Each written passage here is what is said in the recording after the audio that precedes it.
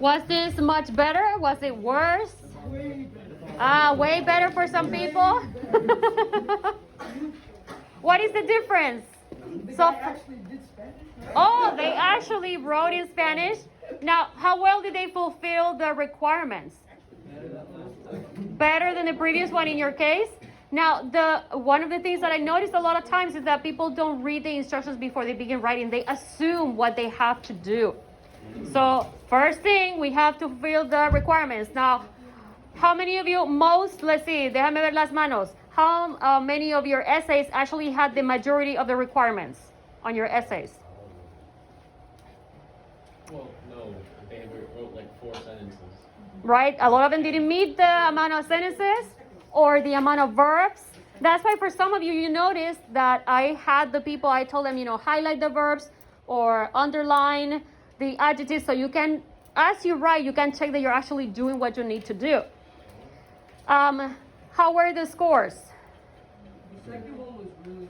The second one? This one was, let's just say I was being really generous, giving them a 50. You were being generous, giving them a 50 something. How about this side? What did we find? I gave it 40 to one and 90 to the other one. Right, they were very different. Now, these people were sitting in the same class the whole time. Why are their scores and what they produce so different? Pay attention. This is. Sorry, I can hear Arena. What was that, Arena? Right, yours weren't the ones that were good, both. Some of them were wonderful and some of them were terrible and some were okay, right? But these people, they all had the same amount of instruction and they had the same goals at the end of the day. Now, we have to see, and this is also for your self-evaluation, what do you need to do differently? What are you doing well so far?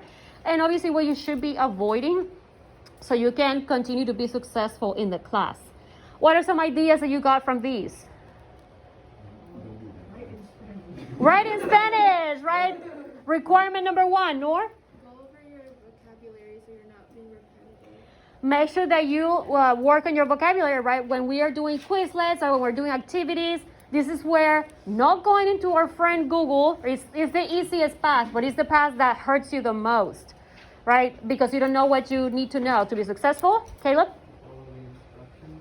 Follow the instructions, right? As you go, make sure that you tell yourself, okay, did I do this? Give yourself time before you turn it in to double check. Fabi? You were going to say the same? How about your verbs and grammar?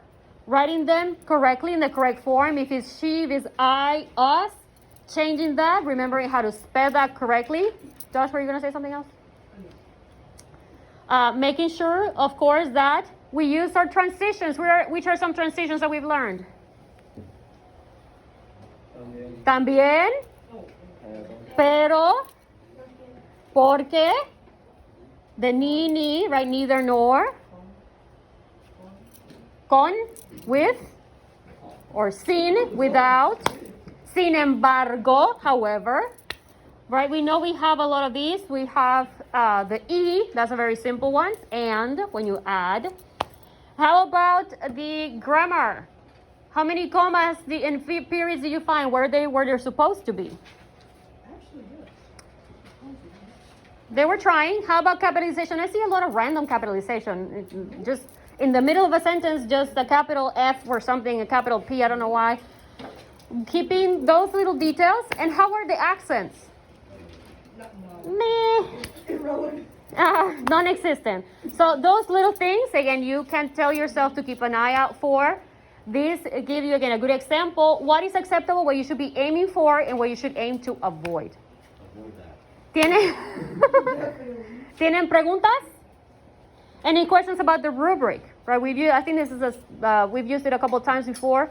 That lets you know how I'm going to evaluate you. I use the exact same rubrics when I am grading your essays and your activities. So you know exactly what I'm going to be looking for when I am reading your work.